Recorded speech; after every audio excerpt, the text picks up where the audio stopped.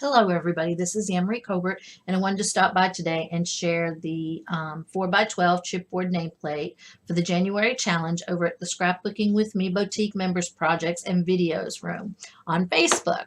So this is what I ended up creating, and I'm going to tell you a little bit what I did. I just cut the piece of 4x12 chipboard down, and I applied some paper from My Mind's Eye. This paper came from Edith over at the Scrapbooking with Me Boutique. I love the paper. It's very pretty, very colorful. This one I really love. And I'm going to make some cards later, and I'll share those with you also.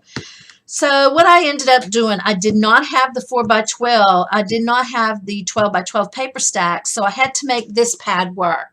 So I had 2 sheets of this paper in there. So what I did was I cut them down, and I made sure that I left the images on there when I cut them down.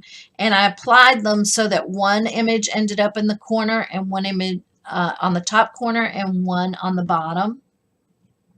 And I applied that with some gel medium.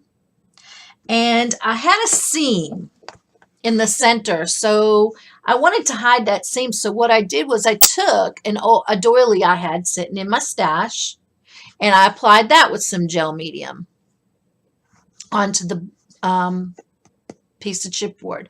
And I also, when I did that, I put that on there, and then I applied the names, and then I put another whole coat of gel medium on the top, because I had already decided that I wanted to use some gelatos on here, and that gel medium makes those gelatos move a lot smoother. They're easier to work with. So I knew I wanted to do some shading, and that's what I ended up applying everything with the gel medium. And I used this bubble gum Faber-Castell, and I went all the way around the frame to give it like a glow of pink. The paper was pink, so it just gave it a little bit more shadow on there. So I added that. And then I decided I wanted to hang it, but I didn't want to hang it on a ribbon or anything like that. I wanted to do something different. So I went looking around, and I found this hanger that was in the closet, and I pulled it out. And I went a couple of different ways with this. I wasn't quite sure. When I started out, I did a couple of coats of gesso onto the hanger, and you can see here where it's painted and on the back. And then I decided I wanted it to have some splatters on there. So I took some of the flat Fabio Pink Ladies Pink and the T-Bird turquoise and started splattering it on to the hanger. And after I got it done, I still wasn't that happy with it. And I was just looking around in my stash to see what I had. And I had this rosette trim. So I ended up deciding to put the rosette trim over the top, which you can still see on the back that I did splatter it with some of the 2 Lindy's. But it was no big deal, and that was fine. It just added character to the hanger. So I took some rosette trim that I found, and I lined the hanger with that trim, and I just glued it on with some hot glue. And I wanted the sign to be on the hanger. I didn't want it to hang from the bottom here. I was thinking about it with chain or with ribbon, but I didn't want that. I wanted it to be anchored to the hanger and then just hang the hanger up on my door. So what I ended up doing was I glued it to this bottom rail right here and to part of the top of the hanger. And you can still see there's an opening up here, a small one. But the bow hangs down that I created to hide most of it, and it looks cute the way it is. So that's what I ended up doing. I created the bow out of some seam binding, and I did use both of the Lindy's again, spraying that and crinkling it up with the Pink Ladies and the T-Bird turquoise. For the flower sprays, I ended up cutting out some of the Tim Holtz flowers off of the tattered flower garland. I cut some of those out, and I just took several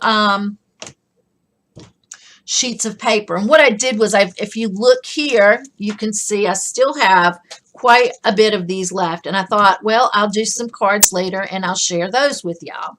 So I haven't done anything with those, but I will make a couple of cards and I'll show you that. So I cut all them out, and then I started layering the flowers to give them some shape. And I used my McGill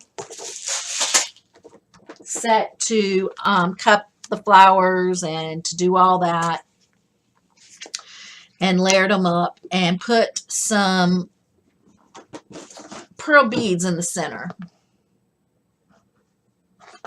And I wanted a cluster, so I did 3s. And I did 3 here and 3 up on this corner, so the whole frame is balanced out.